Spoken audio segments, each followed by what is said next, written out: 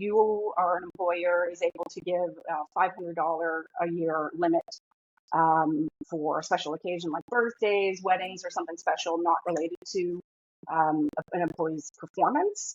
That is deductible against the business income and is tax-free to the employee.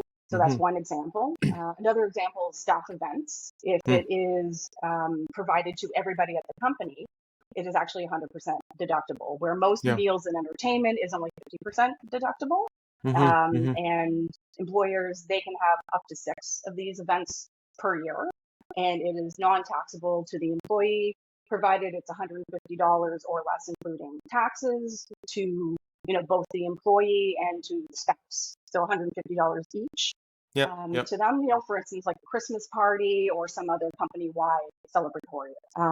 And I would say, circling back, talking about a particular situation I had was, I had a client that had a pest control business, and I was just talking to them about how they do their work. How do they manage to get these animals where they shouldn't be, and found that this company would use a lot of dog food or cat treats or toys to lure the animals out.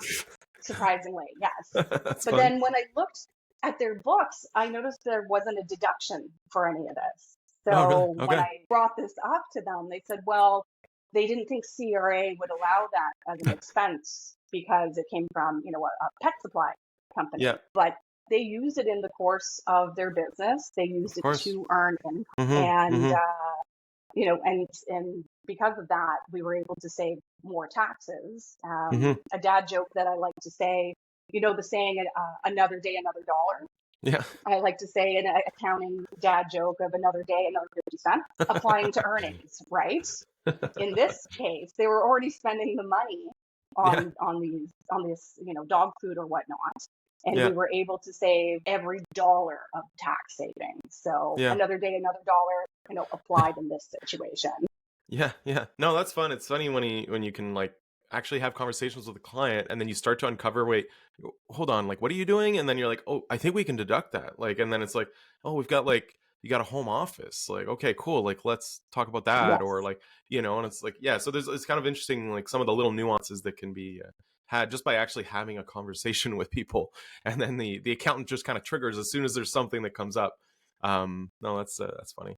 And I guess there's a lot of small business owners that are just trying to figure things out, right? They have no idea what are actually deductible, what's not, just how to operate a business sometimes for new business owners. There's a lot that they learn. And so I guess what's a good piece of advice that you could share with them? Maybe because you constantly try and tell these business owners certain things, but they never listen, right? So what would be kind of a piece of advice that you want to share with people listening today? I would say the thing I find myself repeating quite often to numerous clients is to keep a mileage log. If you're using your vehicle for business purposes, keep that mileage log, because you want to be able to document and justify the kilometer mileage reimbursement that you are claiming from the corporation. And believe it or not, you do not want to be in a situation where you're scrambling to try to put one together, of course, from previous years when CRA may ask for it, right? So it seems like a burden or a lot of red tape, but you can do it manually in an Excel spreadsheet, or you can use one of the many available apps. One that I like to use is Mile IQ.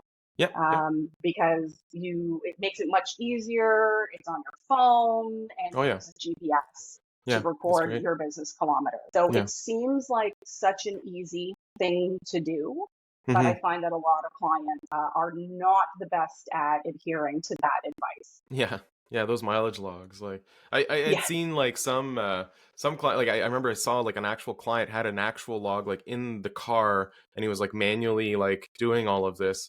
And I told them, that's astounding, because the vast majority of people don't do this, and then they're maybe there's an Excel that's put together. Maybe it's at the end of the week, they kind of put one together for the week or something, they're not going to go after every car ride and update their Excel, they're And so then sometimes it's maybe at the end of the month or maybe like retroactively for the year, but then you miss a bunch of like actual travel that you did do.